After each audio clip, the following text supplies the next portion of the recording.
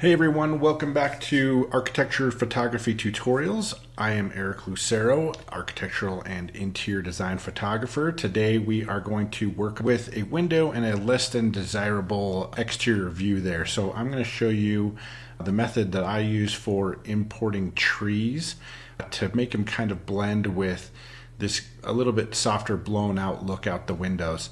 So what we're going to do, so I've got trees that I downloaded from Adobe Stock, and you can go on there on Adobe Stock and you can just look for PNG files of different trees, try and find trees that are local to your area. You don't want to put obviously palm trees if you're in the middle of the desert, or big huge trees. I'm out here in Colorado, so we've got smaller trees like these. We don't have very many larger style trees, so I picked these like little young oaks or something, I guess they are. There may be some aspens or something. So I have a good variety here. This one looks pretty full, so I'm going to go ahead and copy him and just go ahead and paste it onto this layer. And that's a Control C and a Control V. And once I get over here, as you can see, we're going to have to adjust that a little bit. So I'm just going to go to Transform Scale. We're just going to get a rough estimate here of where we want them to be. There's a window back there that I don't necessarily want to see, and I want to fill in some of this side as well. So what I'm going to do is get him to block most of that roof and that window, but I still want to see some of this branch here so I can tell that it's a tree. So what I'm going to do is I'm going to hold the shift button here on the scale, and it's just going to squat this guy down a little bit, squat him up that way, just condensing the leafy part of this tree, and I'm going to spread it out just a little bit here too. I think that looks pretty good. So I'm going to hit enter. I like the size of that. What I'm going to do now is just turn that off and do the tried and true method of the lasso tool here. I like the polygon lasso for this. Just as a little bit more accurate, so you just got to get in there. And one thing I always try to make sure of is that I am not putting plants or anything that's difficult to lasso around in front of these windows when I know that I'm going to have to put a tree in here. So when you're on location shooting, if it looks like you're going to have to put a tree into a window or something, try and make sure you're not putting like another plant or a statue or anything where there's intricate cutting out you're going to have to do. It just adds time. I don't want this to take too long. It should be a quick little thing. My mouse just jittered there, so give me a second. Get rid of that. And then I'm going to go over here, and if you hold the shift key, it allows you to continue your selection. So I'm just going to continue that over here. And my computer keeps wanting to jitter on me because we are recording, so give me a second here while I... And these don't have to be real accurate. Again, that tree wasn't coming up to the top of that left area, so I'm not going to be too concerned with where it's at. I just want to get it close here. And again, it's Option key to delete this little area where my keyboard jittered, so I'm just going to come down here. Option will erase a section if you hold that down. See, there's a little minus symbol on my selection tool there. Okay, so that looks good. I'm going to come back out here and I'm going to turn this layer back on, and I am just going to add a layer mask. So as you can see, it looks a little cutty pasty, not where we want to be quite yet, but we do have a pretty good selection here. I'm going to go in and just make sure nothing looks out of the ordinary. I think it all looks pretty good. I could probably refine that up there a little bit, but once you get this thing set, I don't think you'll need to. So how do we get this tree looking like the rest of that outside window? Well, what I'm going to do is I like to duplicate that layer, okay? And then I'm going to turn that layer that I just duplicated into a screen layer, and that's just going to kind of make it glow a bit here. As you can see, it's better. It's not quite where we want to be. So I have a preset style that I use. I call it Tree Bright. And so what this does is it is adding 3 different elements to this for me. And I'm just going to turn those off so you can see each one. So this first one is a levels. And what that's doing is I'm pulling these blacks in up here.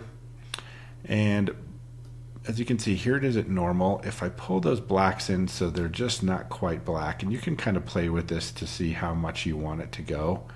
I like it probably somewhere in there so it maintains some of the blacks. And then I've also increased this mid-tone fill a little bit here in the levels. As you can see, I was probably about 1.2, 1.3.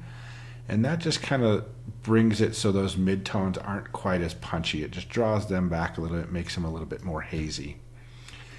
And then what I added was a brightness layer.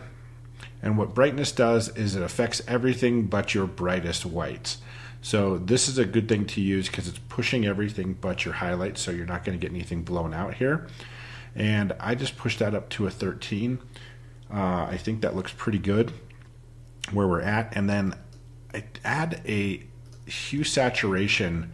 I like to go in there and bring the saturation down on those a little bit. So the reason I bring the saturation down, as you can see, when it's at 0, it's still very green out there. I don't want that saturation to be what I'm looking at out the windows. I want to adjust that to where I can see it's green, but where it's not my main focal point.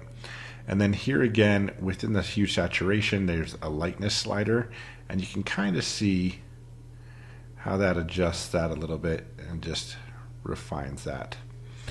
And each one of these layers I linked by using this little box here with the arrow to this original layer. So now I've got these 3 hue saturation where I lowered the saturation and did a little bit of lightness. I went to the brightness layer, put that up about 13 to 15, and then of course levels, brought down my blacks and boosted where my midtones were to not make that as prominent. So as I zoom out here, you can see it's maybe still a little bit brighter than we want, or too saturated, too dark, I guess. I want it brighter. I don't want to notice it as much. So if you go in here and kind of play with these to match it to your background, again, I can go in here to the lightness, and that's getting pretty good there. Go in here to the levels, and I can scooch down those midtones a little bit more. I'm thinking that looks pretty natural right there. So the last thing I do is I go down here to the opacity of this layer, and I'm just going to drop it until it gets to about 90 or 85, because I still have this screen layer here where I am getting the look that I want back there. So see when I turn that screen layer off how it just looks like a muddy mess back there, but with that screen layer it kind of gives you that highlight boost that you want to match the rest of the shot. So I'm thinking that looks pretty good.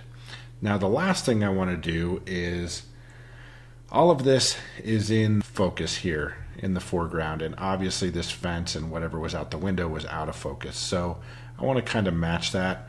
So what I'm going to do is go here to this first layer, and I'm going to go to Filter, Blur, Gaussian Blur. And I have this set at about a 1. Let's see here. Let's zoom out and see where this is at. So at a 1, I think it's pretty good. It's pretty close here, so I might want to go a little bit more, about a 1.4. I think that looks good. So now I've put a little blur on there, and I'm going to just do that same thing to that screen layer. If you go back up to Filter and you hit this Gaussian Blur up here, it's going to do the exact same setting you just did. So I'm just going to hit it there, and now we're going to go back in there, and we're going to see it's all nice and blurry back there, so it doesn't look like it's sharp, cut and pasted or anything. Everything should look pretty clean and normal here. And what I like to do is group those into their own layer, and you can just select all those images that you just used and click this little folder here. I'm just going to name that tree. And I like to keep everything really organized here. I had my strobe layer, my ambient window layer, and my color layer. If you've been watching the other videos, you know how those all work. And then I did my clones here where I had a portion of the roof up here that I took out, and obviously light switches and lights. And now the tree, you can see where it was, where it is now. It's totally less distracting. My focus is now in the room rather than what's going on outside with this house across the street. We've all been in situations like this with our shots where there's some sort of distraction. It works really well on first levels. On second levels of houses, it can get tricky because most trees don't get that high, but if you're in a location where the trees are that high, just use the tip of the tree at the top or whatever to do the same kind of sequence.